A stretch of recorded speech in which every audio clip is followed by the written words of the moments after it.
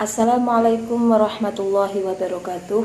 Alhamdulillahirabbil alamin wa bihi nasta'inu ala umuri dunya waddin wa ala alihi wa sahbihi wa man tabi'ahu ila yaumiddin. Amma ba'd. Pemirsa yang senantiasa dirahmati oleh Allah Subhanahu wa taala,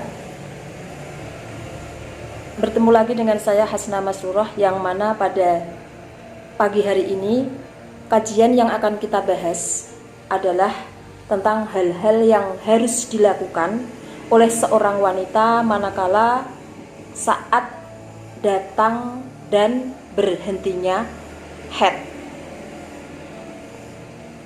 Jadi apa-apa saja yang dilakukan seorang wanita saat datang dan berhentinya haid, ini yang akan kita bahas pada pagi hari ini. Pemirsa yang dirahmati oleh Allah, saat darah haid tiba, seorang wanita wajib menghindari hal-hal yang diharamkan di dalam haid, yang insya Allah akan dipaparkan dalam bab mendatang. Di samping itu, ia harus menjaga jangan sampai sesuatu yang dipakai dalam ibadah terkena najisnya darah haid. Bila darah yang keluar telah mencapai batas minimal haid, di mana batas minimal haid itu adalah 24 jam atau 1 hari 1 malam, maka tatkala darah berhenti, ia wajib mandi serta melaksanakan rutinitas ibadahnya. Bila kemudian darah kok keluar lagi, maka ia diwajibkan kembali menghindari hal-hal yang diharamkan bagi seorang wanita yang sedang haid. Dan jika darah berhenti lagi, maka ia wajib mandi lagi.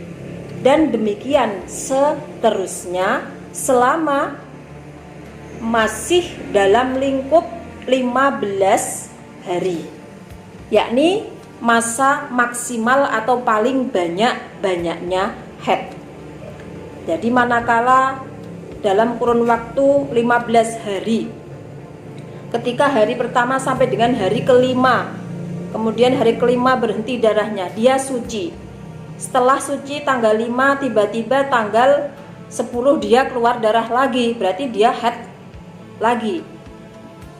Ketika tanggal 12 darah tidak keluar, maka dia wajib suci. Selama masih dalam lingkup 15 hari 15 malam, ketika darah yang keluar dengan berhentinya darah itu masih dalam lingkup perhitungan haid, manakala tidak lebih dari 15 hari 15 malam. Kemudian manakala darah berhenti sebelum batas minimal haid, batas minimal haid itu 1 hari 1 malam atau 24 jam, maka ia cukup membersihkan darah yang keluar dan wudhu bila ingin melaksanakan aktivitas ibadahnya. Bila ternyata darah kok keluar lagi, maka saat darah berhenti, ia wajib mandi kalau memang masa keluarnya darah pertama ditambah dengan masa keluarnya darah yang kedua jumlahnya mencapai batas minimal haid, yaitu 24 jam.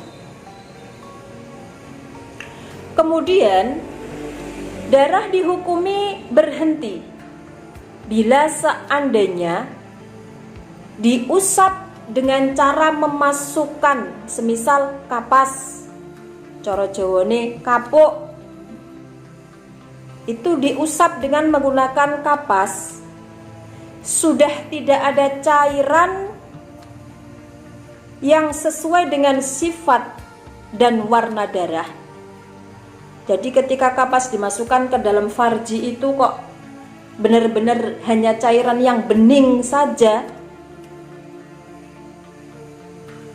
Namun bila masih ada cairan yang berwarna keruh atau kekuning-kuningan, di sini terjadi perbedaan di antara ulama. Ada yang mengatakan masih dihukumi darah haid. Itu qaul yang kuat. Karena menganggap masih berwarna darah. Di samping memandang hukum asal bahwa cairan itu keluar pada masa imkan haid. Ada yang berpendapat bukan darah haid. Jadi warna kekuningan itu ada yang berpendapat bukan darah haid karena menganggap cairan itu tidak berwarna darah. Dengan demikian, bagi seorang wanita sangatlah perlu untuk menandai waktu keluar dan berhentinya darah. Jadi kita seorang wanita harus jeli dan teliti.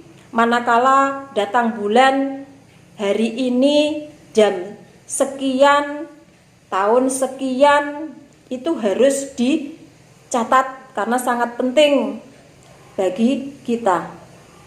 Serta memperhatikan warna dan sifatnya. Terlebih bila mana ia mengalami istihadah. Sebab hal ini sangat erat kaitannya dengan perhitungan ketentuan darah haid dan juga jumlah sholat atau puasa yang harus diqadha. Demikian. Jadi di dalam hal-hal yang harus dilakukan wanita saat datang bulan dan juga berhentinya haid, itu kita sebagai wanita harus benar-benar hati-hati. Jangan sampai lupa ketika kita haid itu jam berapa, hari apa, tanggal berapa, sucinya juga harus dicatat. Jadi kita bisa mengetahui, oh saya sudah masuk waktunya haid, saya suci sudah 15 hari lebih. Oh saya berarti tidak istihadah karena suci saya sudah lebih dari 15 hari 15 malam.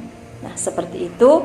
Demikian yang dapat saya sampaikan. Semoga bermanfaat untuk kita semua. Ampun supe, like, komen, ugi subscribe pun. Matur nuwun.